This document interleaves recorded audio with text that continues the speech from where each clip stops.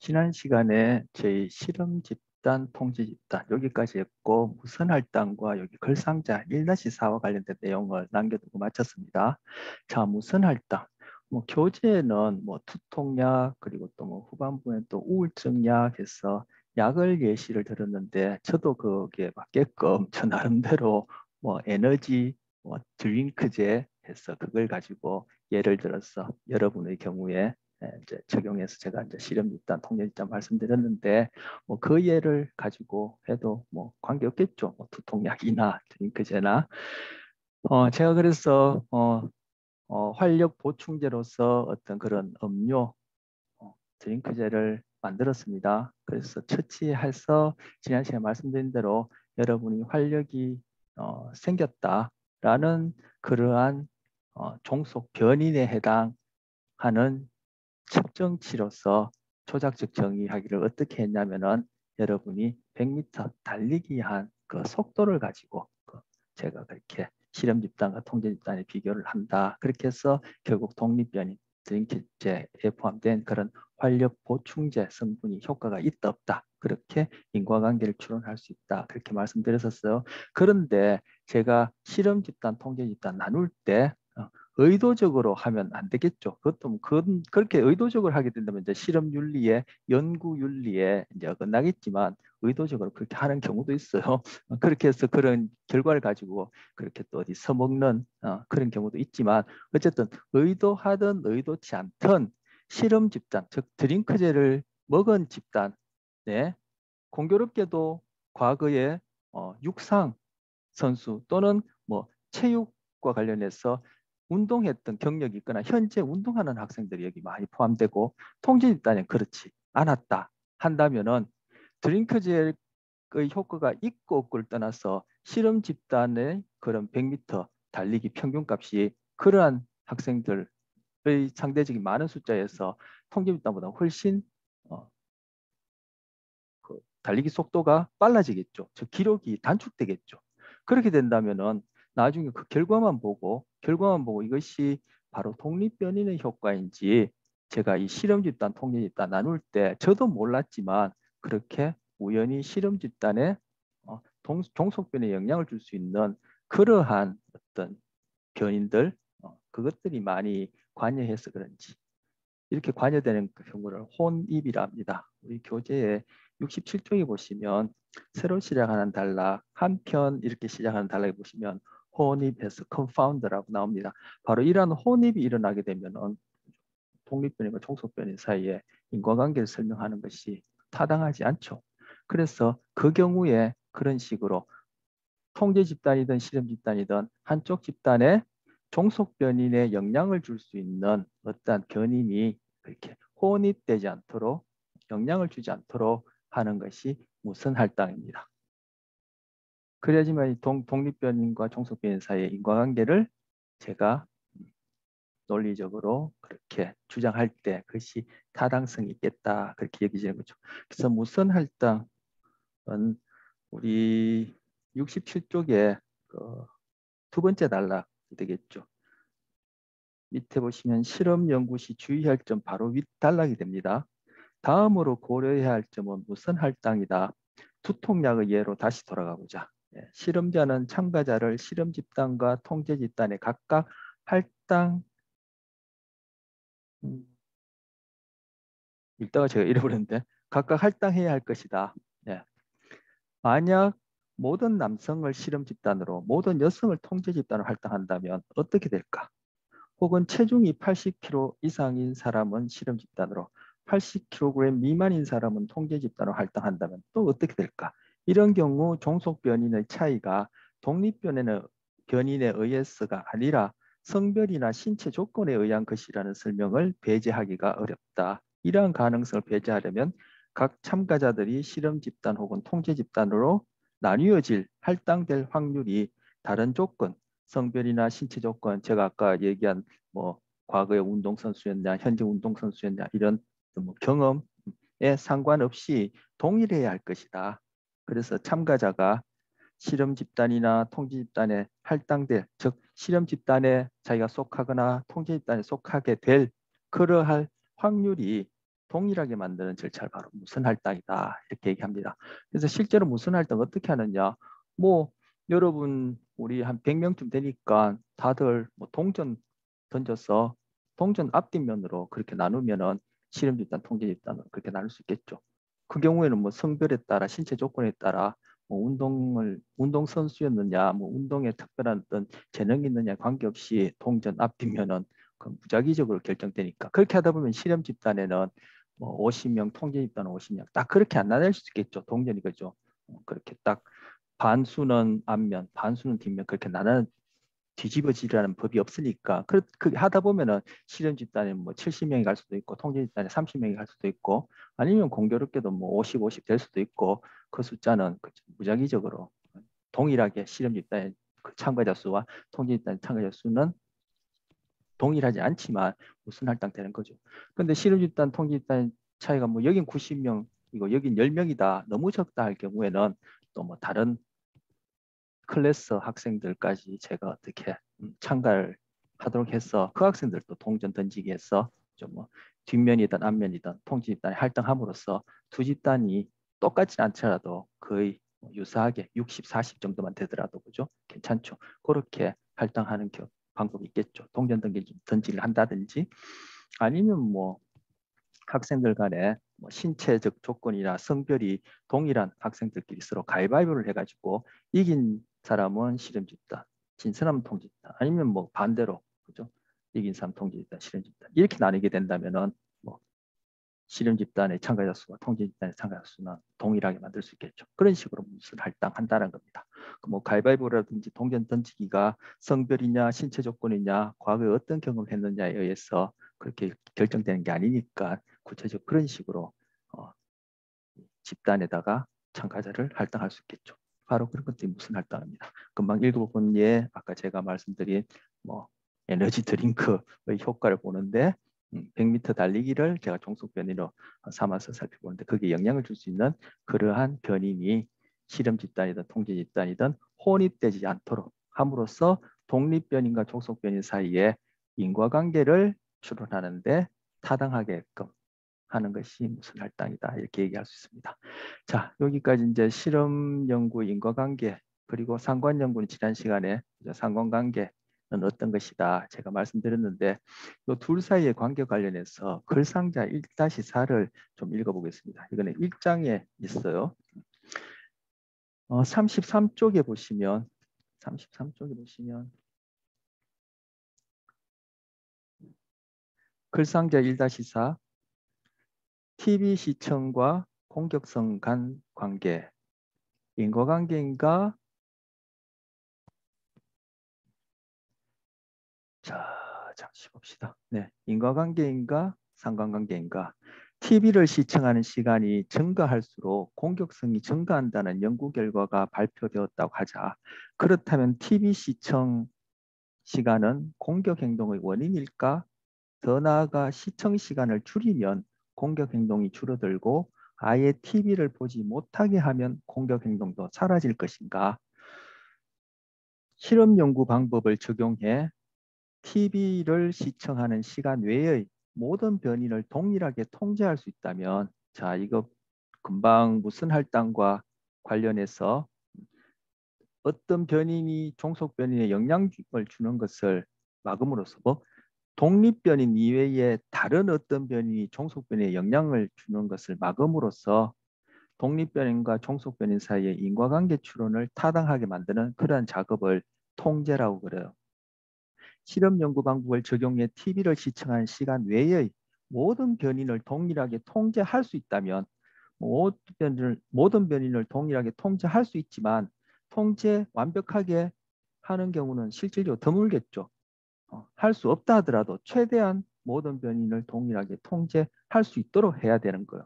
그러한 통제 중에 하나가 금방 무슨 할당을 하는 겁니다. 결국은 종속 변인, 독립 변인 사이에 인과성 추론을 확실하게 가능한 한 확실하게 하고 싶은 거예요. 그렇게 하는 작업을 통제라고 전문적으로 불러요.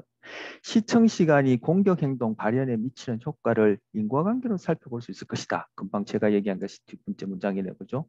두 번째 문장이 아니라 그 두 번째 절이네요.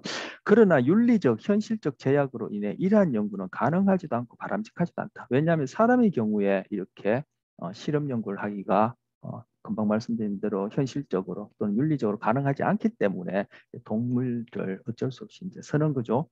인과관계 안에는 분명히 상관관계가 존재한다. 그러나 상관관계가 존재한다고 해서 반드시 인과관계가 성립되는 것은 아니다. 바로 이 부분을 확인하려고 글상자 1-4를 읽는 겁니다. 우리 앞선 시간에 상관관계 봤었고 오늘 인과관계의 기본 논리와 관련해서 지난 시간에 이어서 보고 있는데 자, 인과관계가 있으면은 반드시 상관관계가 있습니다. 하지만 지난 시간에 제가 발 크기와 키를 예를 든 것처럼 상관관계가 있다고 해서 인과관계가 있는 건 아니에요. 발 크기하고 키가 상관관계가 있다. 그러면 발을 키우면 키가 커집니까? 인과관계가 있다면 그렇게 돼야 되거든요. 키를 키우면 발이 커집니까? 인과관계가 있다면 그렇게 돼야 되거든요. 그렇진 않죠. 예. 그래서 인과관계와 상관관계 사이의 관계, 계속 관계란 말이 반복되는데 그건 여러분 잘 이해하시길 바랍니다.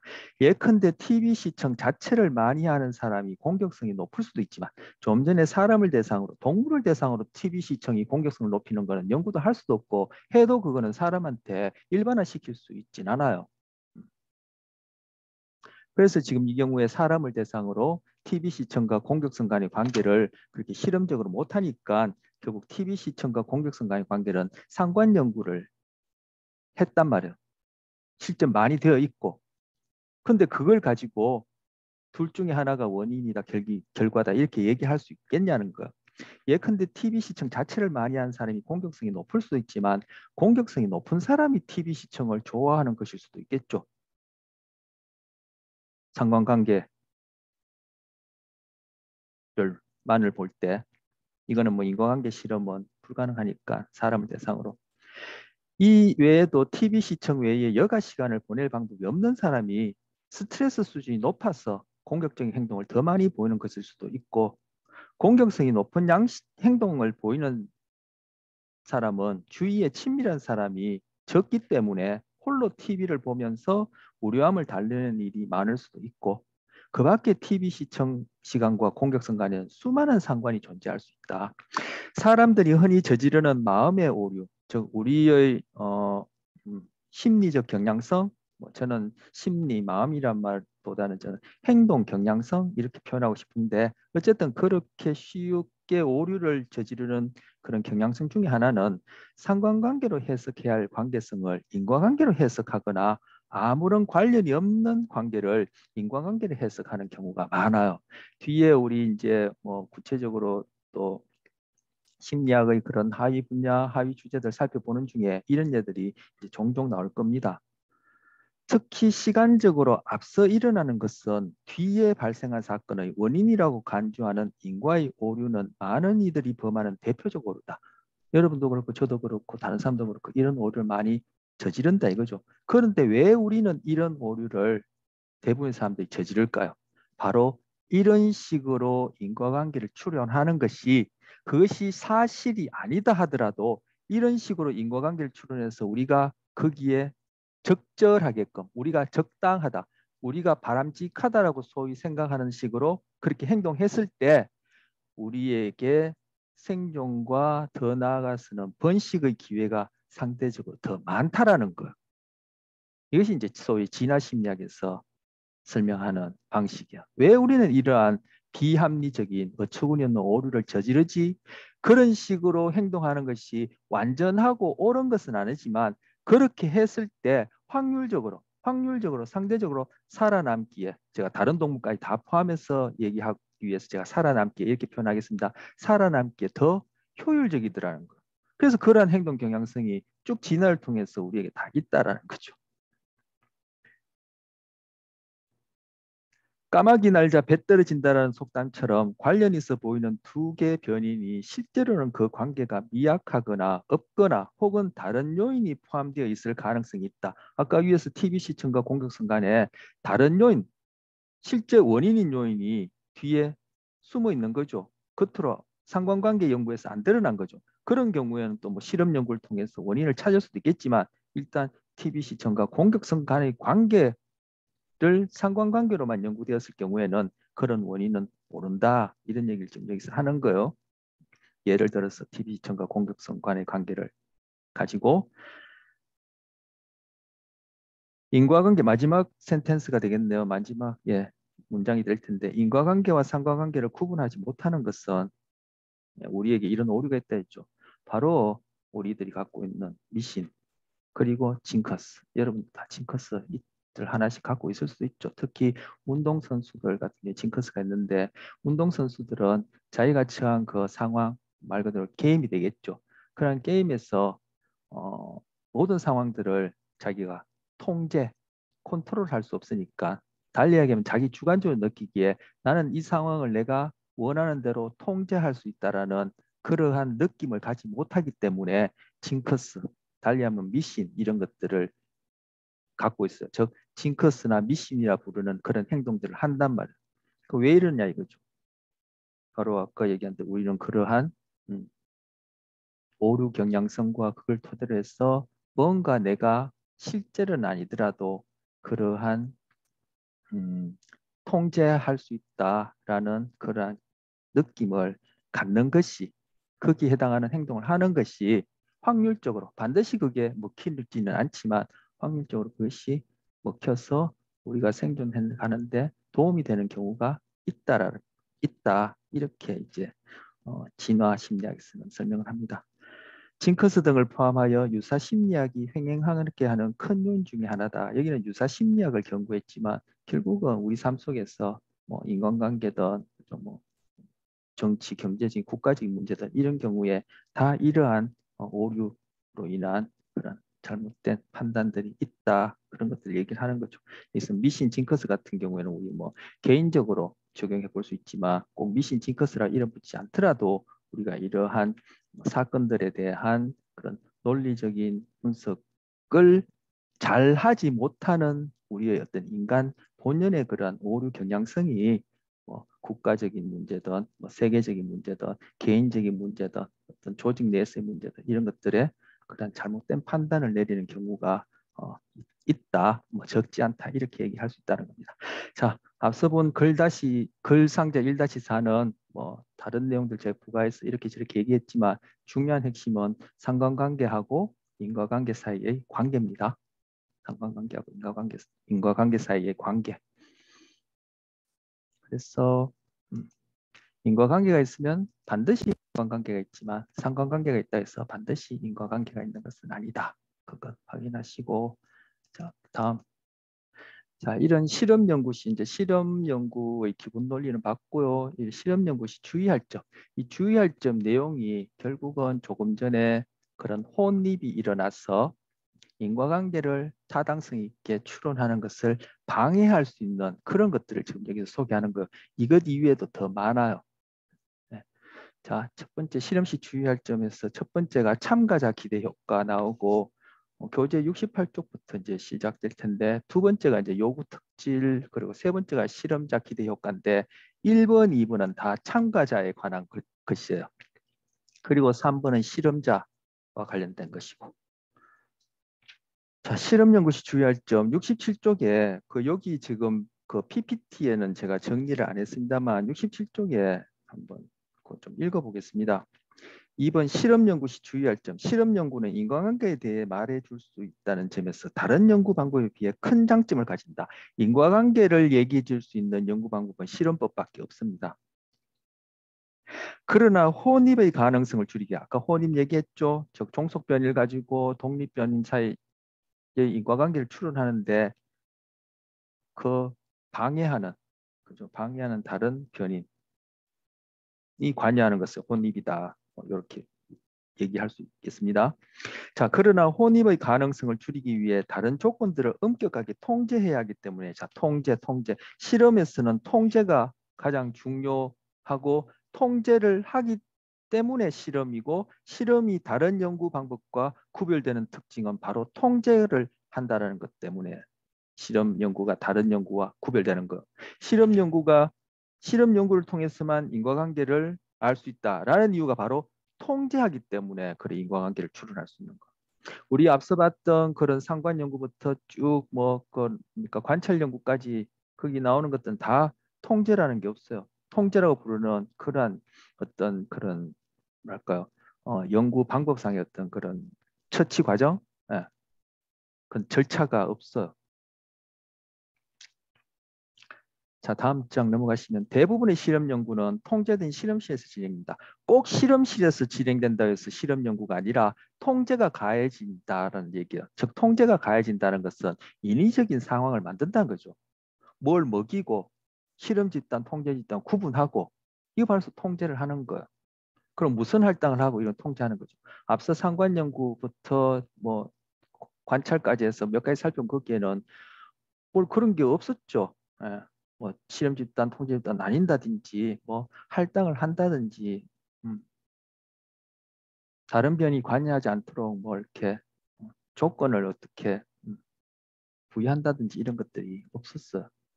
통제된 실험실 환경은 꼭 실험실이 아니어도 통제된 것이 중요하다 얘기 좀 전에 다시 했고요. 자, 통제된 실험실 환경은 실험자의 연구를 용이하게 해줄 수 있다는 장점이 있지만 실험자의 연구를 용이하게 해준다는 뜻이 뭐예요? 결국 인과관계를 추론하기 쉽게 해준다는 뜻이에요.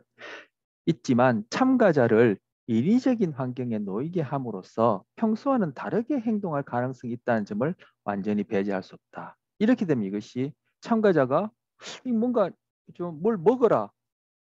그게 뭔지 안 가르쳐 주더라도 아니면 야 이거 먹으면 힘이 난다 뭐 이렇게 가르쳐 주는 경우를 하더라도 어쨌든 뭘 먹어라 너는 이쪽 집단에 포함되고 너는 저쪽 집단에 포함된다 뭐 동전을 던져서 앞면이냐 뒷면이냐 이런 것들이 자연스럽지 않은 상황이죠. 저 통제가 행해지고 있는 그런 인위적 환경에 놓이게 되면은 우리는 평소와 다르기 때문에 다르다는 그것이 바로 참가자들의 행동에 영향을 줘가지고 독립변연에 뭔가 차이를 낳을 수 있다는 거. 그렇게 되면은 종속변인과 독립변인 사이 인과관계 추론이 또 타당성이 떨어질 수 있는 거죠. 예를 들어 어린아이들, 특히 어린아이들뿐만 아니라 어른도 마찬가지인데 여기는 이제 어린아이들을 대상으로 실험을 하는 경우 아이들이 통제된 실험실 환경에서 평소와는 전혀 다른 행동을 보일 수가 있는데 실험 연구에서는 이런 부분을 염두에 둬야 한다. 해서 바로 이제 참가자들이 자연스럽지 못한 행동을 보여주는 것을 여기서 얘기를 이제 합니다. 그러면서 이제 구체적이 아니라 또 다른 예로 이와 같은 맥락에서 뭐 또 다른 일례가 된다 할까요? 아니면 구체적으로 기대 효과라고 이름 붙인 것이 이제 여기 소개되는데 그것이 여기서 참가자 기대 효과, 요구 특질, 그리고 실험자와 관련된 실험자에게도 또 그것이 작용해서 실험자 기대 효과에서 세 가지 소개를 하는 겁니다. 자, 그래서 첫 번째 참가자 기대 효과는 바로 또 그 다음 계속 읽어보겠습니다. 그 밖에 실험 연구를 진행할 때 주의해야 할 점에는 기대 효과가 있다. 대부분의 실험 연구에서 참가자는 실험에 참여하고 있다는 것을 알고 있는데 실험에 참여하고 있다는 것을 알고 있는 것이 결과에 영향을 줄 수 있다.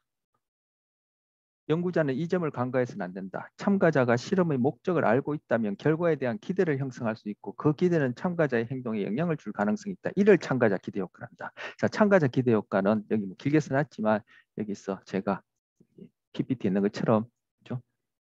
실험에 참가했다라는 것으로 인해서 참가자의 행동에 영향을 줄 수 있는 경우가 참가자 기대 효과 이렇게 얘기할 수 있습니다. 이건 꼭 뭐 실험 상황이 아니더라도 우리가 뭐 특별한 만남이나 모임에 가면은 평소에 자기 하던 행동하고 뭔가 다르죠. 소위 이렇게 표현합니까? 제가 알기로는 뭐 전시용으로 하는 말, 뭐 이렇게 옷차림도 다르고 하는 행동도 다르고 그러다 불쑥불쑥 자기도 모르는 사이에 하는 행동들이 이제 결국 자기 본 모습에 가까운 것이죠.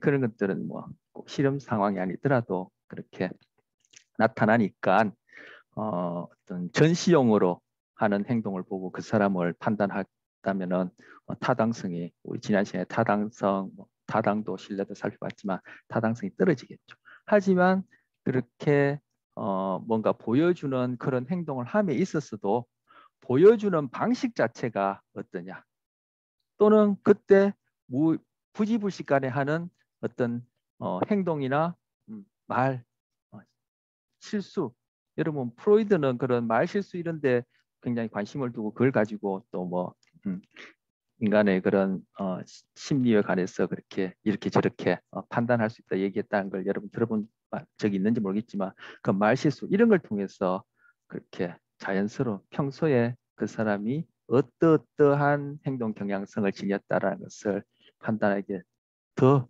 타당한 그런 자료가 되어지는 것이죠. 그런 것들을 볼 수 있는 눈들이 뭐 생긴다면은 어떤 분야에서도 뭐 전문가다 이렇게 얘기할 수 있을 텐데 여러분도 그런 것들은 직감적으로 그렇게 다들 아실 거예요. 전문적인 훈련을 받는다면은 그런 것들을 좀 더 타당성 있게 잘 관찰할 수 있겠지만 어쨌든 누구나 다 그런 직감들은 있죠. 자, 그리고 이제 실험자 측면에서 뭐 그 뒤에 이어지니까 3번 실험자 기대 효과 하기 전에 그 문장이 이어지니까 거기 계속 읽어보겠습니다. 자, 이를 참가자 기대 효과를 한다 하고 한편으로 실험자의 측면에서 보면 실험자 혹은 실험 진행 보조자가 실험 목적이나 예상 결과에 대해 알고 있기 때문에 자신도 모르는 방식으로 자신도 모르게 실험 조작 과정이나 실험 진행 과정에 영향을 줄 가능성이 있는데 이것을 실험자 기대 효과래요. 자, 그래서 1, 2번은 참가자와 관련된 것, 3번은 실험자와 관련된 것입니다. 자, 참가자 기대 효과 중에 대표적인 예로 여기서 위약 효과라는 걸 소개합니다. 우리 PPT에도 위약 효과 해서 여기 예를 들어놨죠. 참가자 기대 효과 중에 대표적인 예로 위약 효과입니다. 이 교재에서는 뭐 두통약, 뭐 뒤에 가면 또 뭐 우울증약 이렇게 나오는데 아까 뭐 제가 생각에는 뭐 에너지 활력제, 에너지 드링크제 이런 거를 먹는다 하게 되면은 바로 그런 걸 먹은 실험 집단이 예, 이것이 에너지 드링크제다라는 걸 알든 아니면 모르든 뭔가 먹었다라는 것이 어떤 처치를 받았다라는 것이 여기서는 두통약, 뭐 드링크제 먹는 거지만 그 이외에 다른 어떠한 독립 변인이 실험 집단에는 그것이 뭔가 이렇게 가해지고 조작되어진다고 하는데 처치되어졌다는 것이 그것이 바로 그 참가자 기대 효과라는 이름으로 이렇게 독립변에 영향을 줄 수 있는데 이것이 소위 약과 관련될 때는 위약 효과를 합니다. 하지만 이 위약 효과는 참가자 기대 효과 중에 한 예기 때문에 꼭 약이 아니더라도 참가자 기대 효과라는 이름으로 다른 처치들도 위약 효과와 본질적으로 다르지 않은 그러한 영향을 주게 돼 있어요. 줄 수밖에 없어요. 그것이 바로 이제 인간의 행동 경향성이다. 그래서 이런 것들 이제 심리학에서 다룬다 이렇게 얘기할 수 있는데, 자 위약 효과 관련해서는 효과 관련해서는 제가 동영상이 하나 있는데 우리 동영상 보고 또 그거 관련된 거 제가 또 설명 좀 하고 그렇게 하도록 하겠습니다.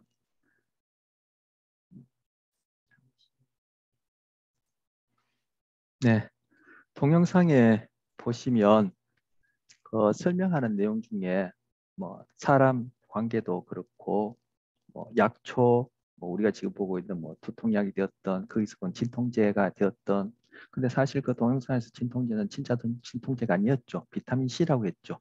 자, 거기서 보면 수술이라는 얘기가 나오는데 지금 위약 효과가 바로 플라시보 이펙트예요. 같은 말인데 수술의 예와 관련해서 재미난 게 류마티스 관절염과 관련해서 수술을 하는데 어 수술해서 그게 뭐 제가 류마티스 관절염 수술이 구체적으로 뭐 어떻게 하는지 제가 모르지만 뭔가 제거를 하고 거기다가 뭐 인공 관절을 넣는 거나 뭐 이런 것들이 이제 수행될 수 있을 텐데 제거하고 또 필요하다면 인공 관절을 넣는 그런 것 없이 그냥 절개만 하고 그죠? 물론 이제 그 수술하면은 마취를 해야 되겠죠. 뭐 전신 마취를 해야 되겠죠.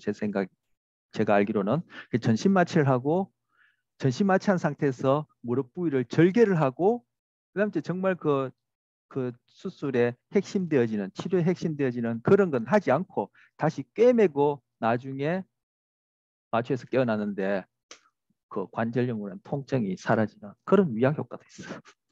신기하죠? 그것도 마취 상태에서 하는데 우리 몸이 그렇다는 거. 우리 몸이 그렇다는 거.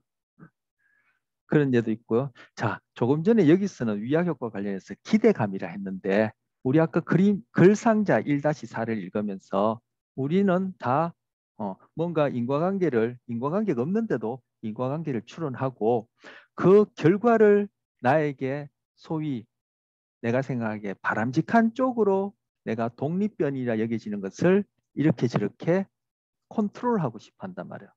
즉 통제한다. 그때도 이제 컨트롤이 통제라는 의미인데, 자 컨트롤하고 싶어 한단 말이에요.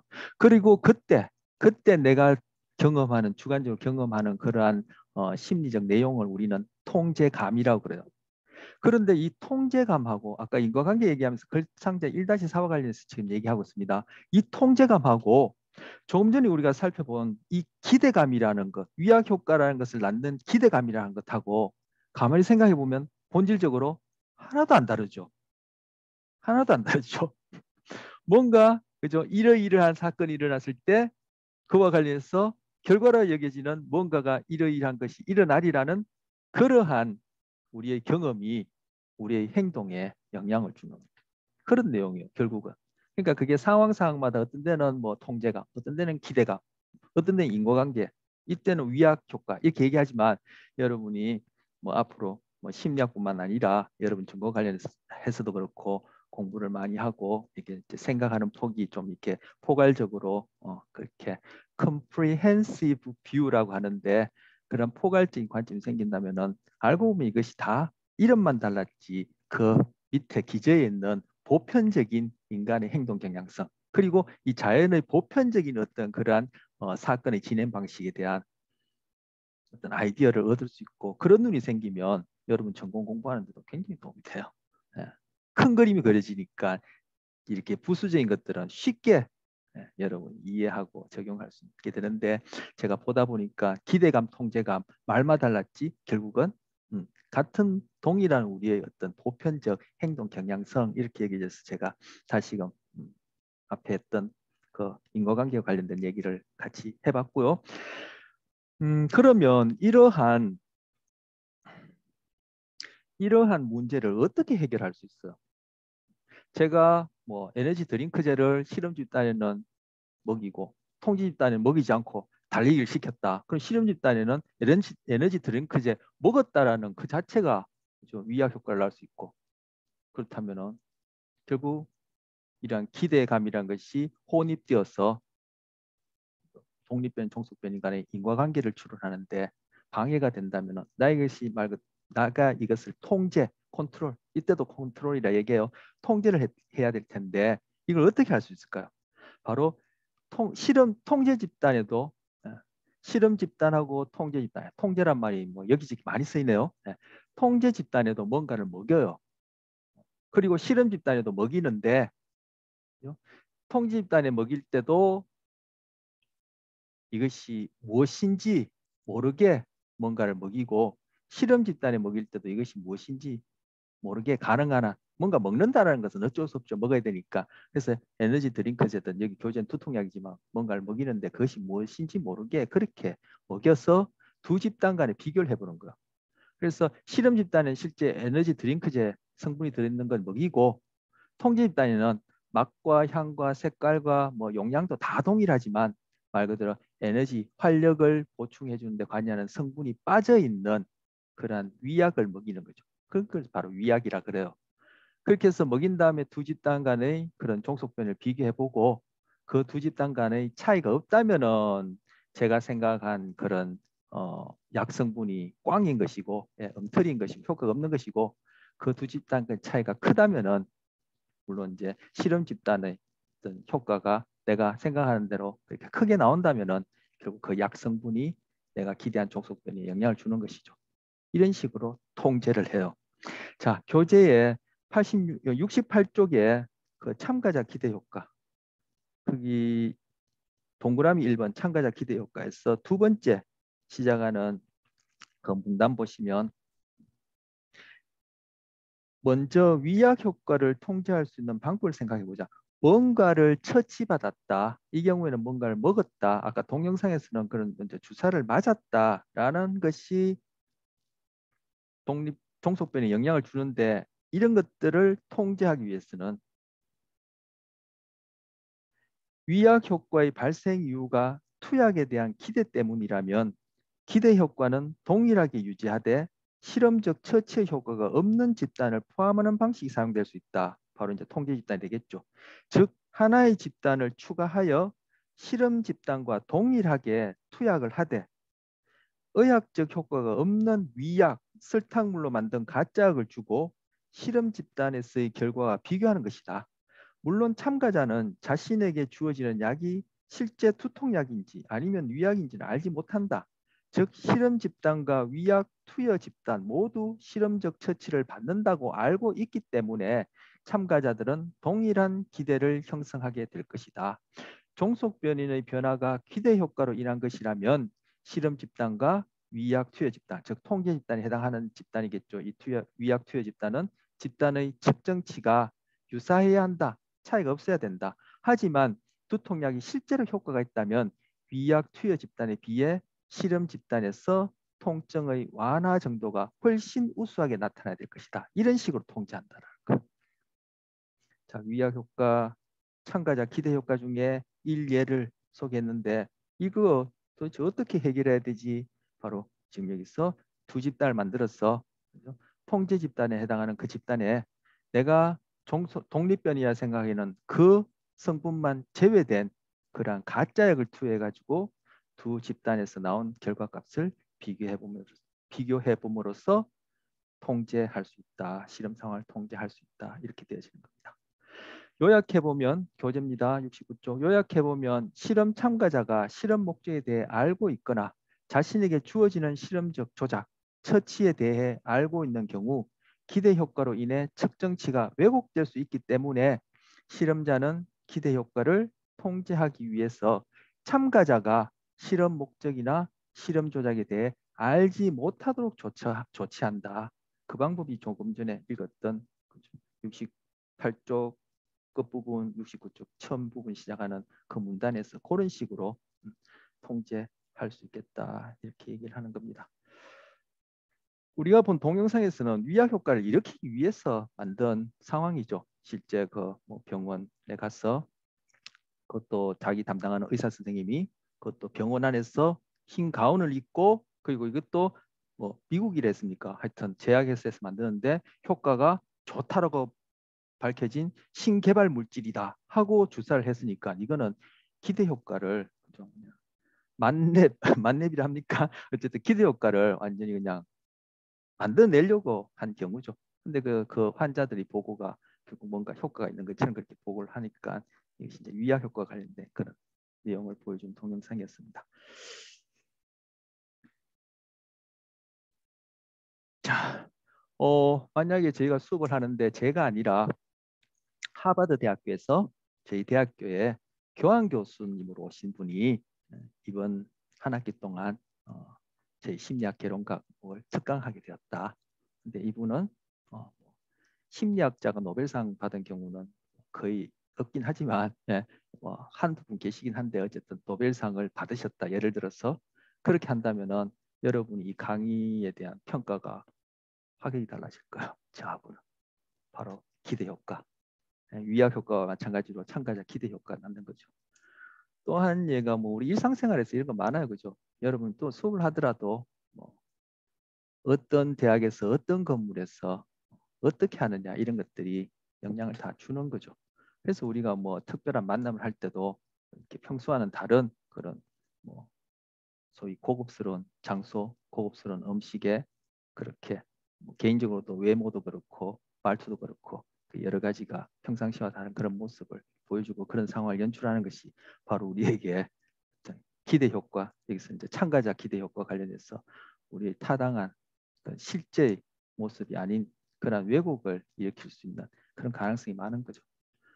그래서 뭐 그렇게 얘기하는 경우를 듣게 했습니다만 결국 우리가 뭘 배우자를 선택하기 위해서 만날 때는 서로 다 속이는 거니까 나중에 살면서 속았다고 얘기하는 건 당연하다는 얘기예요. 여러분 평소처럼 머리 부시시하게 그죠? 이 사이에 뭐 고춧가루도 끼어 있고 저도 수업 시간에 할 때 저 씻고 그죠? 뭐 바르고 이렇게 이제 수업에 참여하거든요. 근데 평소 하는 것처럼 그렇게 부시시하게 해서 그렇게 하는 해서 뭐 누굴 만난다든가 그러진 않죠. 그런데 또 뭐 일단 소위 우리 속된 말로 거물에 걸리고 나면은 그때는 이제 평상시의 모습이 드러나면은 뭐 그런 외모뿐만 아니라 행동이나 그 사람의 우리 소위 성격이라는 것들이 이제 알게 되면서 속았다 이렇게 얘기하는데 사실 만날 때 서로 속이는 거죠. 우리가 어디 그뭐 취업하기 위해서 면접 보는 것도 속이는 거예요. 그죠? 평소에 안 입던 힐에 안 신던 힐에 양장에 얼마나 불편합니까? 그러니까 다소곳이 앉아서 그렇게 하지만 그런 거 나오면서 그죠? 뭐 어쩌고 저쩌고 저쩌고 뭐 우리들끼리 쓰는 그런 속된 표현의 말 이렇게 툭 하다가 혹시라도 면접관이 지나갈 때 만나게 되면은 실수가 되어지고 당황스럽게 되어지는데 자, 그 예와 관련해서 오래전에 이런 얘기 들어봤습니까? 그 예전에 빈티지 청바지라고 해서 또 이 서울의 어떤 특별한 동네에서 한 벌에 몇백만 원씩 팔린 뭐 그런 청바지가 있었다는 얘기가 오래전에 나왔었어요. 여러분이 기억하지 못할 정도 오래됐을 거예요. 근데 그 빈티지 청바지, 빈티지가 됐죠. 빈티지 청바지가 이제 물 건너 왔다라는 거예요. 외제인데. 근데 알고 보니까 그 빈티지 청바지가 이제 뭐 구멍도 났고 그죠? 뭐 여기저기 이제 색깔도 좀 이렇게 바랬고 한 그것이 이제 또 이제 유행이고 뭐가 특별하다고 그렇게 여기셨는데 알고 보니까 그것이 미국의 노숙자들 입다 버린 그 청바지를 가져와서 팔았다는 거야. 근데 그게 이제 서울 어느 지역에서 그게 몇백만 원씩 팔렸다는 거. 결국 그것이 그 옛날 속담에 중국의 탱자가 이수를 건너면 유자가 된다는 말이 있거든요. 탱자나무 아세요? 가시나무 열리는 열매. 그거 뭐 먹지도 못하고 아무짝에도 쓸모없다라고 그래 얘기하는데 뭐 어디에 쓰는지 모르겠지만 그것이 중국의 이수라는 게 중국과 오랑캐 나라를 가로지르는 강 이름이 이수라고 그래요. 그것만 건너면 다른 나라에 가면 그게 유자가 된다는 거예요. 유자는 귀한 열매죠. 뭐 약으로도 쓰이고 차로도 끓여 먹고 그런 식으로 우리의 기대 효과가 우리 그런 오류 판단에 오류를 낳는다는 거예요. 아까 앞서 우리 인과관계, 상관관계 보면서 뭐 오류 얘기했었는데 그게 바로 인간이 갖고 있는 보편적인 그런 행동 경향성 그런 것들 심리학에서 배운다 이렇게도 생각할 수 있는 거예요. 자, 2번 요구 특질입니다. 자, 여기 참가자가 실험 목적이나 가설을 추정하여 그에 부합하는 방식으로 행동하는 경향성 이렇게 뭐 사전적 의미로 교재에 있는 거 이렇게 올려놨는데 결국 참가자 기대 효과랑 그 내용이 저선 다르지 않죠. 그렇죠? 결국 이 얘기가 이 얘기 아닙니까? 여기서 이제 요구 특질이라 해서 이제 그렇게 처음 그렇게 이름을 붙여서 일컫는 경우가 있기 때문에 그 구별해서 얘기를 해놨는데 69쪽에 보시면 2번 요구 특질이라 해서 거기 그림 2-7에 보시면 공장 노동자들의 생산성 향상 연구라 해서 나와 있어요. 여기에 오래된 연구인데 벌써 1920년, 30년 같은 거의 100년에 가깝네요. 그죠? 90년 전 연구인데 이 공장의 조명이 어떠냐, 뭐 조명에서 뭐 밝기에 따라 생산성에 어떻게 영향을 줄까 이걸 연구를 하게 되었는데 바로 이러한 생산성에 관해서 누군가 연구하고 있다, 관찰하고 있다라는 것이 바로 여기에서 일하고 있는 노동자들에게 요구 특질이라는 것이 작용해가지고 종속변인의 혼입을 일으켰다. 그래서 저기 조명의 밝기가 독립변이, 생산성이 종속변이인데 그 둘 사이의 인과관계 추론을 방해했다라는 그런 내용이에요. 자, 거기 요구 특질 2번에서 두 번째 단락 보시면 1920년, 30년대에 하버드 대학의 산업 조직 심리학자들이 수행한 호손 공장 근로자의 생산성 연구는 요구 특질을 잘 보여주는 사례다. 그들의 연구 주제 중 하나는 조명이 생산성에 주는 영향이었다. 결국은 이제 조명이 독립변인이고 생산성이 종속변인인 거죠. 조명 조건을 다양하게 변화해요. 이제 뭐 집단들을 이 경우에는 뭐 다양하게 나니까 조명 조건을 뭐 만약에 세 족을 한다면은 이때는 집단이 세 집단이 되겠죠. 뭐 조명이 어두운, 중간, 밝음 이렇게 한다면 이 경우에는 뭐 통제 집단이라고 부를 만한 집단이 없을 수도 있고 아니면 네 번째 집단, 통제 집단 해가지고 이 연구 전에 이제까지 해오던 조명 그 상태를 둔다면 뭐 통제 집단으로 굳이 나눌 수 있겠죠. 어쨌든 집단을 여러 개 두고 그 각각의 집단마다 조명 조건을 달리했다. 즉 독립변인을 조작했다. 독립변인을 처치했다라는 거. 벌써 이제 자기들이 평상시에 그런 공장에서 일할 때 조명 조건과 다르다는 이것이 바로 참가자 기대 효과로서 그죠? 위약 효과, 위약이란 말, 플래시보란 약은 플래시보 이펙트라는 것은 약에 쓰이는 그러한 용어긴 하지만 약과 관련된 처치에서 나타나는 그러한 기대 효과긴 하지만 결국은 본질적으로 다르지 않는 그러한 영향을 준다는 얘기는 아까 했었어요. 그래서 지금 조명 조건이 달라지면은 이 사람들에게 뭔가 그죠 인위적인 그런 상황이 되어지고 그에 따른 행동 경향성에 평소와 다른 그런 행동들이 나타나겠죠. 자, 앞에 했던 거 제가 다시 한번 복습 겸 말씀드렸고요. 자, 그들의 연구 주제 중 하나는 조명이 생산성에 주는 영향이었고 조명 조건을 다양하게 변화시켜 생산성을 측정 및 비교하는 방법으로 연구를 수행했다. 즉 독립변인을 종속변인을 확인하고 비교했다. 그런데 조명 조건과는 상관없이 생산성이 점차 향상되었고 심지어 조명이 어두워져도 예전보다 어두워져도 생산성이 향상되는 모습을 보였다. 독자들이 예상하듯이 근로자들은 연구자가 자신을 관찰하고 있다는 것을 알고 있었고 의도적으로 높은 생산성을 보여주고 싶었던 것이다. 이걸 요구 특질이라고 그래요. 그런데 조금 전에도 제가 말씀드렸지만 이 1, 2번이 본질적으로 다르지 않아요. 아까 우리 봤던 동영상에서도 그는 자기가 입원해 있는 그 병원에 그것도 의사 선생님 진찰실에 들어가서 의사 선생님 흰 가운을 입고는 이 약은 새로 개발된 특효약이란 이름으로 그렇게 비타민 C를 쏘게 되면은 처치하게 되면은 분명히 영향을 미치는 것처럼 이 경우에도 그죠? 심지어 조명이 어두워져도 독자들 예상하듯이 근로자는 연구자가 아니면 뭐 그 뭐 공장 주가 그죠? 자신을 관찰하고 있다는 것을 알고 있었고 그것이 행동의 인위적인 그러한 어떤 행동을 하도록 했다. 여기서는 의도적으로 높은 생산성을 보여주고 싶었던 것이다. 이렇게 나타났다는 것. 결국 이게 뭐 기대 효과나 본질적으로 다르지 않죠. 즉 참가자는 자신이 연구 대상이 되고 있다는 것을 알 때 다른 방식으로 행동할 가능성이 있다는 것이다. 이렇게 얘기를 하는 거. 이걸 요구 특질이라고 해요. 자, 아까 앞서도 결국 이건 뭐 실험 상황에서 심리학에서만 국한되는 것이다. 이렇게 이해하시지 말라는 의미로 제가 앞서도 그런 얘기를 했지만 이 경우 참가자는 자신이 연구 대상이 되고 있다. 내가 어떤 특별한 만남, 특별한 장소, 특별한 행사에 참가했다. 내가 다른 사람의 주목을 받는 대상이 되고 있다. 할 때는 나는 평소와 다른 행동, 다른 방식으로 행동할 가능성이 있다. 가능성이 있는 것이 아니라 다른 방식으로 행동하죠. 제가 여러분하고 만나서 지금 대화하는 지금 우리 미디어를 통해서 하지만 제가 지금 여러분한테 말하는 이것 평소와 분명히 달라요. 평소라면 좀 더 자연스럽게 더 잘 전달할 수 있을까요? 그러면 좋을 텐데 어쨌든 달라요. 그죠? 그러니까 제가 아까 우스갯소리로 그 우리 이제 뭐 미팅을 한다든지 앞으로 여러분 뭐 그죠? 결혼과 관련해서 배우자를 만났다든지 아니면 그 상대방 식구를 만날 때는 서로 다 속이는 자리다 이렇게 제가 우스갯소리 얘기한 거예요. 그래서 누군가 관찰하고 있다. 우리는 평소와 다르게 행동한다. 이거는 보편적으로 이런 실험 상황에서만 나타나는 것이 아니라 보편적으로 우리 인간이 갖고 있는 그러한 행동 경향성이다. 이렇게 다시 한번 제가 말씀드리고 자 이것이 이제 요구 특질입니다.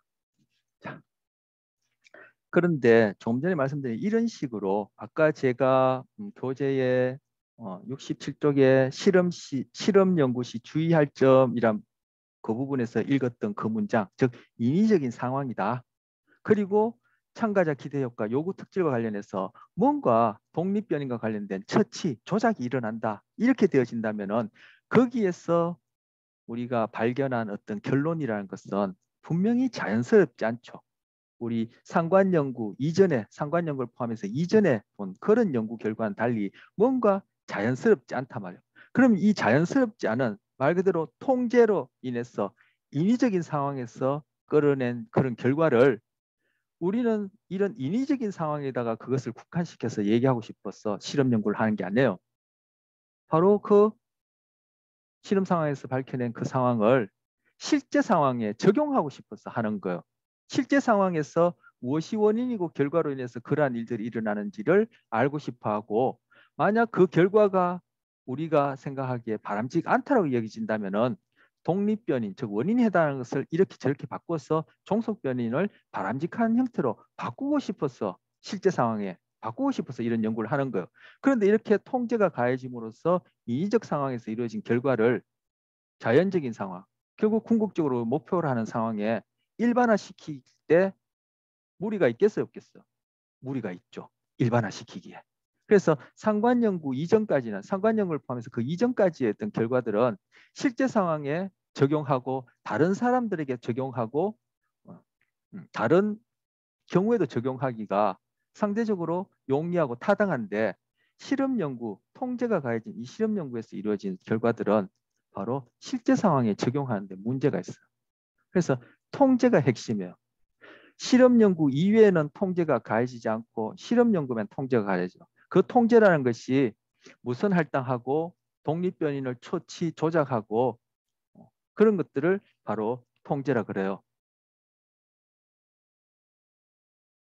그리고 실험 집단, 통제 집단을 나누고, 또는 뭐 실험 집단, 통제 집단이 아니라도 좀 전에 이거 생산성 연구와 관련해서 여러 개 집단을 해서 조명 수준을 달리하고 서로 비교하고 이런 것들을 통제라 해요.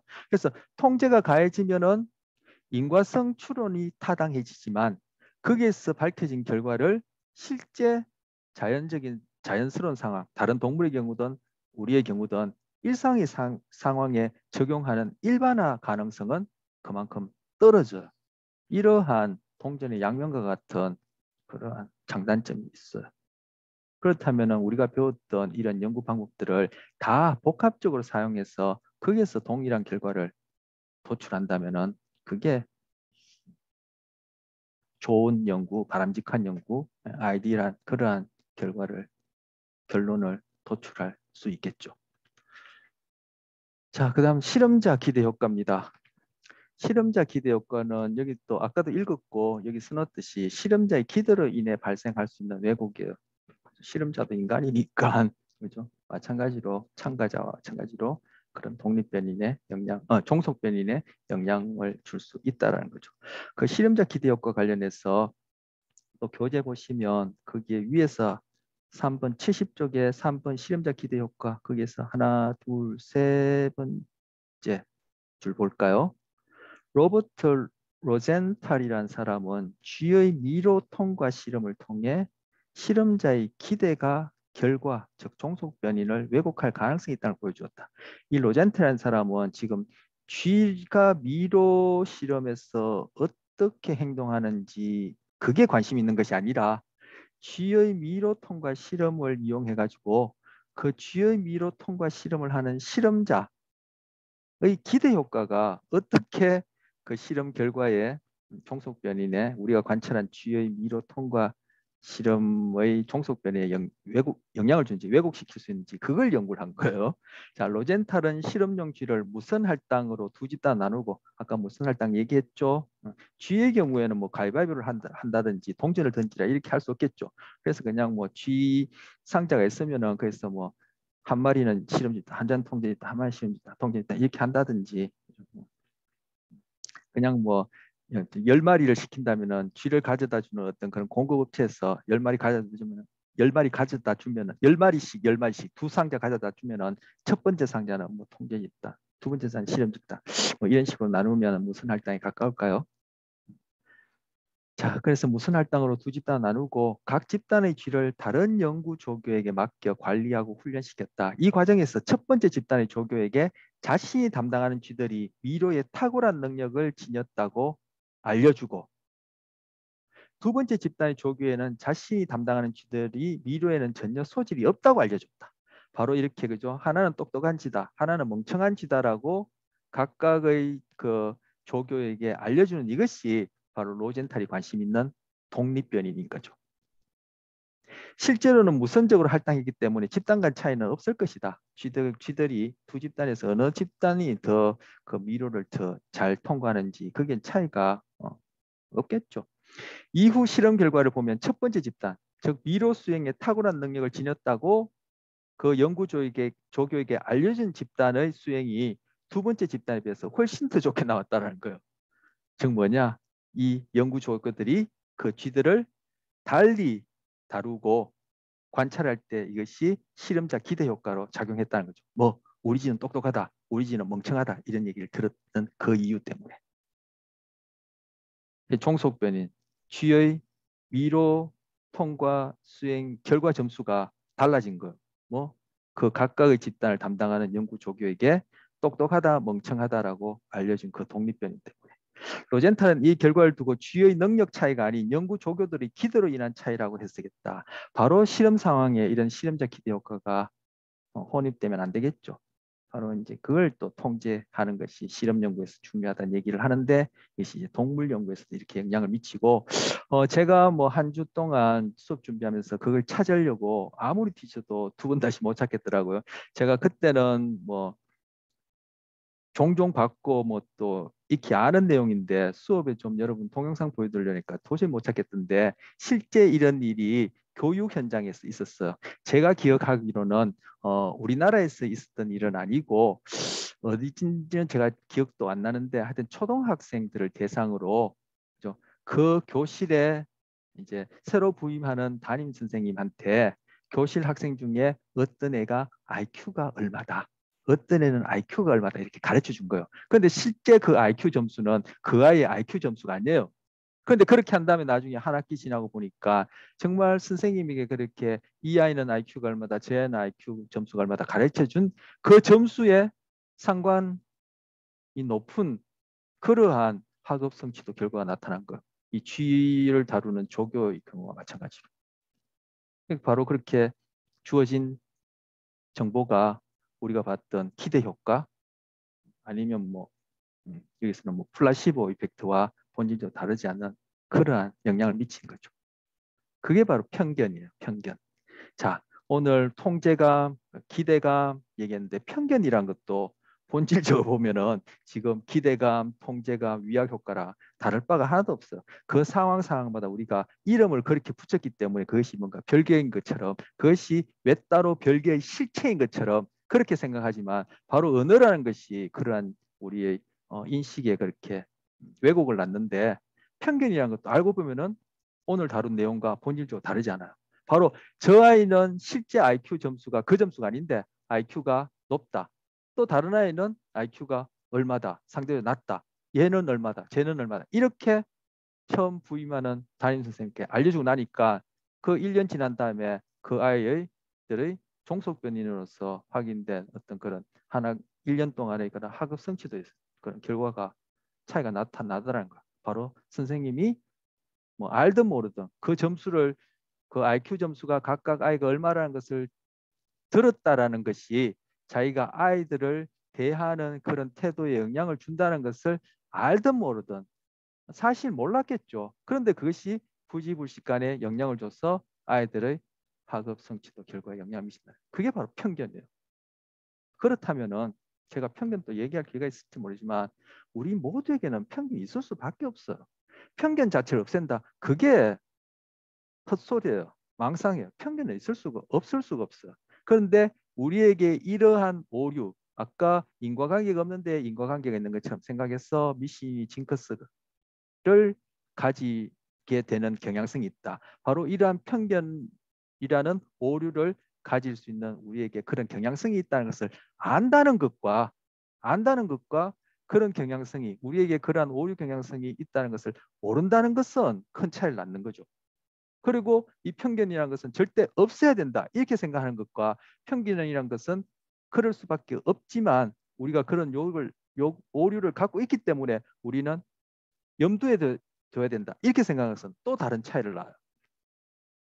뭐 그런 것들을 심리학을 통해서 배우는 것이다 이렇게 얘기할 수 있다고 제가 아까 말씀드렸어요. 네. 자, 그렇다면은 지금까지 살펴본 이러한 참가자 기대 효과, 요구 특질, 실험자 기대 효과를 어떻게 해결할 것이냐. 은폐 기법을 쓰자. 은폐 기법이라고 이제 학자들이 이름을 붙인 것이고 그 실질적인 내용은 이걸 어떻게 해결할 것이냐. 은폐 기법 안에는 단일 은폐, 이중 은폐, 삼중 은폐에서 이렇게 이름을 붙였어요. 자, 단일 은폐는 우리가 아까 이미 읽어봤어요.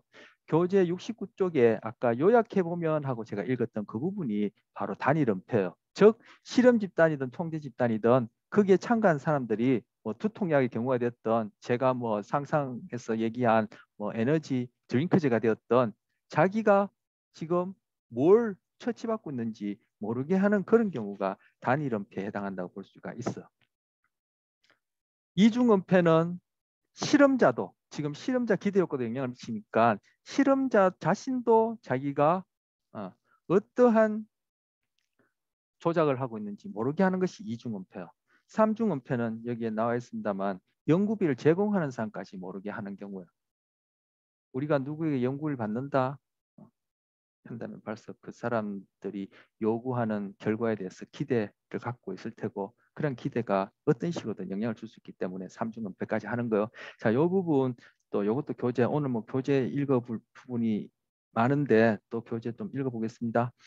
자, 실험자 기대 효과 3번에 그 두 번째 단락이 되겠죠.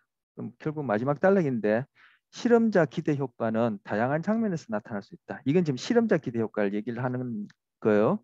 예를 들어 새로 개발된 우울증 치료약의 효과를 검증하는 경우 실험자가 치료약이 투여된 집단과 위약이 투여된 집단을 알고 있다면 의도적으로 다르게 평가에 왜곡이 나타날 수 있다는 거예요. 아까 내가 맡은 쥐가 멍청하다. 내가 지금 훈련시켜야 되는 쥐가 똑똑하다. 이거 알고 있는 것이 영향을 주듯이 이 경우에도 실험자가 이 집단은 지금 두통약. 이 집단은 맛과 모양과 색깔, 크기가 다 똑같지만 결국 두통을 감소시키는 성분이 포함되지 않은 약을 지금 처치하고 있다라는 것을 아는 것만 하더라도 실험자에게 영향을 줘서 종속 변이를 왜곡시킬 수 있으니까 모르게 한다는 거.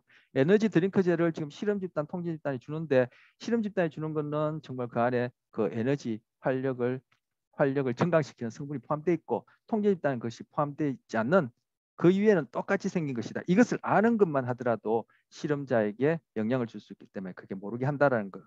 자, 그다음째 여기는 이제 실험자 기대 효과가 어떻게 영향을 미치는 얘기고요. 자, 따라서 여기서부터 이제 은폐에 관한 얘기입니다. 은폐에 관한 얘기입니다. 따라서 실험이 모두 끝날 때까지 실험자도 참가자도 어떤 약이 누구에게 투여되었는지를 알지 못하게 해야 된다. 자, 실험자도 참가자도 그죠? 어떠한 독립 변인 처치, 조작이 가해졌는지 모르게 해야 된다. 이처럼 실험자와 참가자의 기대 효과로 인한 결과의 왜곡 가능성을 낮추기 위해 심리학자들이 적용하는 방법을 은폐급법이라 하고 즉 실험과 관련된 부분 중 잠재적으로 왜곡된 결과를 유발시킬 수 있는 우려가 있는 정보를 노출시키지 않는 것이다. 그래서 은폐 절차를 참가자에게만 적용할 경우 참가자만 모르게 할 경우 단일 은폐 기법 그리고 실험자 참가자 모두에게 모르게 할 때 이중 은폐 기법 참가자, 실험자, 연구비 제공자까지 다 모르게 할 때 삼중 은폐 기법 이렇게 사용된다. 이렇게 소개하고 있습니다. 자, 마지막 이건 제가 비교 정리해 본 겁니다. 자, 오늘 실험과 관련해서 살펴봤고요. 그 이전 시간에 상관 연구, 그 앞에 또 뭡니까? 조사 연구 있었고, 그다음에 관찰 연구 있을 것 같아요. 크게 연구는 실험 연구와 비실험 연구로 나눌 수 있어요. 그리고 실험 연구와 비실험 연구를 나누는 기준은 바로 통제에 있어요. 통제는 아까 실험 집단, 통제 집단 나누는 이런 것도 통제 중에 한 방법이고요. 통제에 해당하는 그런 절차고요. 그리고 무선을 할당한다든지, 그렇죠? 이런 것도 좀 전에 봤던 은폐기법을 쓴다든지 이런 것들도 다 통제에 해당하는 거예요. 그리고 실험 집단에는 독립변인을 처치하고 실험 집단이 아닌 통제 집단에는 독립변인을 처치하지 않는 거 이런 것들도 통제에 해당할 거예요. 그래서 통제가 가해지면 실험법이 되는 거예요. 실험법의 핵심은 통제예요. 그러면 비실험법, 상관연구를 포함해서 이전에 배웠던 건 다 통제가 가해지지 않고 단지 디스크립션, 묘사할 뿐이에요. 기술, 디스크립션, 묘사할 뿐이에요. 바로 비실험 방법, 이런 기술을 하는 이런 연구를 통해서는 인과관계는 결코 알 수가 없어요. 최대한 알 수 있는 것이 상관관계를 통해서 상관밖에 몰라요. 그렇기 때문에 상관연구를 가지고 인과관계가 있다라고 내가 관심 있게 관찰한 그 변인들 사이에 인과관계가 있다라고 추론할 수는 없어요. 그런데 실험 연구를 통해서는 인과관계를 추론할 수 있어요. 인과관계가 있으면 반드시 상관관계가 있어요. 하지만 상관관계가 있다 해서 인과관계가 있는지는 몰라요. 알아보려면 어떻게 해야 된다? 통제를 하는 실험을 해야 된다. 그런데 이런 통제를 하게 되면은 뭐 인위적인 상황이 되어진다. 앞서 말씀드렸죠. 그러면은 바로 이런 인위적 상황에서, 즉 통제가 가해진 상황에서 도출된 결론은 실제 상황에 적용하기가 힘들다. 즉 일반화하기가 힘들다. 그래서 바로 실험, 통제가 가해져서 인과적 관계를 알려고 하는 이런 연구를 통해서 주어진 결과는 일반화, 즉 외적 타당도, 일반화 가능성이 떨어져요. 하지만 내적 타당도, 뭐 내가 관심이 있어 하는 변인들 간의 원인과 결과를 논리적으로 끌어내기에는 타당도가 높아요. 그래서 실험, 통제 이 방법을 통해서는 내적 타당도가 높아요. 즉 내가 관심 있어 하는 변인들 간의 인과성 추론하기에는 정확하지만 타당성이 높지만 그 결과를 일반화하기에 실제 상황에 적용하기에는 외적 타당도가 낮아요. 하지만 이 비실험적 방법을 통해서는 외적 타당도는 높아요. 일반화 가능성 높지만 내적 타당도, 내가 관심 있어 하는 그 변인들 간에 인과관계가 있는지는 알 수가 없죠. 인과관계를 추론한다는 것은 타당도가 떨어지죠. 기껏해야 상관관계 알 수 있으니까. 이렇게 비교할 수 있어요. 크게 나눠서 비교 정리하면. 자, 3장입니다. 3장은 뇌와 행동에 대해서 다루겠습니다. 첫 번째 신경계의 기본 단위, 두 번째 신경세포, 즉 뉴런과의 신호 전달, 세 번째 신경계 발달, 그리고 가소성이란 것 그때 가서 살펴보고, 네 번째 뭐 다른 주제도 많지만 뇌와 정서에 관해서 살펴보겠습니다. 첫 번째 신경계의 기본 단위, 즉 신경세포가 되겠죠. 그 신경세포를 뉴런이라 불러요. 뉴런은 외래어 그대로 부르는 것이고 뭐 우리말로 번역해서 신경세포 이렇게 부르면 돼요. 그 뉴런의 구조와 기능을 먼저 살펴보겠습니다. 여기 보시면 다른 세포들과 마찬가지로 뭐 세포체, 그런데 다른 세포들과 달리 이 신경세포 뉴런은 우리가 이후에 보겠지만 정기적 신호를 발생하고 그걸 세포들 간에 또 주거니 받거니 하기 때문에 이 구조도 거기에 맞게끔 그렇게 이루어져 있어. 그래서 세포체에 이렇게 짧은 무성한 돌기 이런 것들을 가지돌기라고, 세포체에서 삐죽삐죽 튀어난 돌기 중에 가장 긴 돌기를 바로 축삭 또는 축삭돌기 이렇게 불러요. 그래서 기본 구조는 요만큼 세포체, 세포체를 여기 너무 크게 이렇게 범위를 표현해 놨는데 요만큼이 세포체라고 부를 수 있겠죠.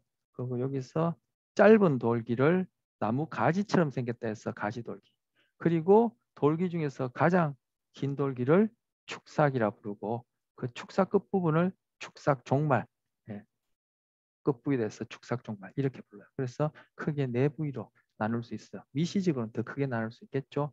근데 다른 세포들과 달리 이러한 구조 형태를 지닌 것은 바로 이 뉴런 신경세포의 기능과 관련이 있다고 말씀드렸고, 아까 신경세포 뉴런은 전기 신호를 생성 전달한다고 했는데, 물론 이제 다른 세포로 이 신호를 전달할 때는 정기적인 형태가 아닌 다른 형태로 바뀝니다만 결국은 다른 세포에서 전달받은 그 신호를 처리할 때는 또 정기적인 형태로 그렇게 처리를 하게 돼요. 바로 그러한 기능에 맞게끔 이 구조를 이루고 있는데, 바로 이 가지돌기는 다른 신경세포, 뉴런이나 우리의 감각기관으로부터 정보를 받아들이는 엔테나와 같은 그런 역할을 한다라고 여겨집니다. 여겨지는 것이 아니라 엔테나에 비유할 수 있고, 이 가지돌기 부분은 신호를 입력받는 부위이고, 그렇게 입력받은 신호들을 처리하는 부위가 세포체고, 그 신호가 일정 정도 강하다 그 여겨지면은 그 다음 세포로 전달하기 위해서, 신호를 전달하기 위해서 이 축삭을 따라 그 신호가 쭉 축삭 종말까지 전달되게 됩니다. 물론 가지돌기를 통해서 입력된 그러한 신호가 세포체에서 처리한 결과 그것이 강하지 않다라고 여기지면, 미약하다라고 여기지면은 거기에서 이 축삭을 통해서 축삭 종말까지 신호를 전달 또는 생성함으로써 다음 세포로 신호 전달이 일어나지 않게 됩니다. 자, 이것이 가지돌기는 뭐 엔테나에 비유할 수 있고 입력 부위다. 그리고 세포체는 그 입력된 신호들을 처리하는 부위다. 컴퓨터에 비유하자면 뭐 CPU에 해당한다. 이렇게 비유할 수 있을 테고요. 남째 축삭과 축삭 종말은 다음 세포로 세포체에서 처리된 신호를 다음 세포로 전달하기 위해서 이렇게 쭉 전달 출력되는 부위다. 뭐 출력 부위에 해당한다. 이렇게 비유할 수 있겠어요. 컴퓨터에 굳이 비유하자면은 모니터나 뭐 프린터나 이런 것들, 스피커나 이런 것들이 해당한다라고 비유할 수 있겠죠. 제가 비유적으로 얘기를 한 겁니다. 자, 뉴런의 구조와 기능 살펴봤고요. 그 다음, 자, 조금 전에 제가 이 뉴런들은 전기 신호를 생성하고 다음 세포로 그러한 신호를 전달하게 된다. 물론 전달하는 그 과정에서는 정기적 형태가 아닌 다른 형태로 바뀝니다만 전달하게 된다 이런 얘기를 했어요. 자, 여기 보면은 먼저 안정전이, 등급전이, 활동전이 이런 말이 나오는데 뉴런이 신경세포가 지금 신호 처리를 하지 않을 때, 즉 가지돌기를 통해서 다른 세포로부터 신호를 전달받지 않을 때, 그리고 세포체에서 그것들을 처리하지 않을 때, 축삭이나 축삭 종말에서 전기 신호를 발생하지 않을 때, 즉 신경세포가 아무런 신호를 발생시키지 않을 때는 세포 바깥쪽보다 뉴런 바깥쪽보다 뉴런 안쪽이 마이너스 70mV 정도의 값을 지녀요. 그래서 여기 마이너스 70이라는 숫자를 여기 그려놨는데 이 그림은 조금 이따 제가 설명하겠습니다만 어쨌든 신호를 처리하지 않을 때는 세포 바깥에 비해서 세포 안쪽이 마이너스 70mV 정도 음의 방향으로 그러한 전이 차이를 보이는데 그 경우를 안정전이 resting potential이라고 해요. 신호 처리하지 않고 있다, 뭐 쉬고 있다 이런 의미로 resting potential 이렇게 부릅니다. 그래서 안정전이 이렇게 부릅니다. 그런데 가지돌기를 통해서 신호들이 입력되고 그 신호가 세포체에서 처리된 결과 이것이 다음 세포로 신호를 넘겨줘야 할 만큼 이것이 크다, 세다, 강하다. 뭐 비유적으로 우리 언어로 표현하자면은 이것이 유의미한 그러한 신호다라고 여기시면은 바로 아까 살펴봤던 축삭, 이 축삭 시작하는 이 부위부터 전기 신호가 발생하는데 그 전기 신호를 활동전이라 부릅니다. 자, 등급전이는 지금 중간에 넣어놨지만 등급전이는 이후에 순서상 이후에 소개할 겁니다.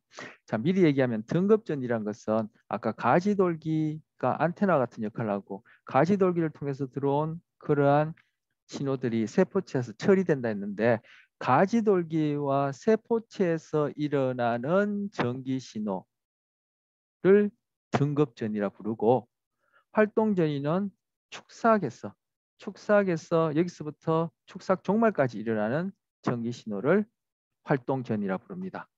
그래서 이 세포가 지금 아무런 신호를 받지 않고 즉 전기 신호를 발생시키지 않을 때는 바깥보다 안쪽이 마이너스 70mV 정도의 안정전이 값을 지니고 있다가 입력된 그러한 신호들이 충분히 크다라고 여겨지면은 축삭에서부터 축삭 종말까지 일어나는 그러한 전기 신호, 즉 전위 변화라고 얘기하는데 그것을 활동전이라고 얘기를 합니다. 활동 전이가 구체적으로 어떻게 일어나는지는 이 그림과 관련해서 다음 시간에 얘기하기로 하고 이번 시간은 여기까지 해서 마치도록 하겠습니다.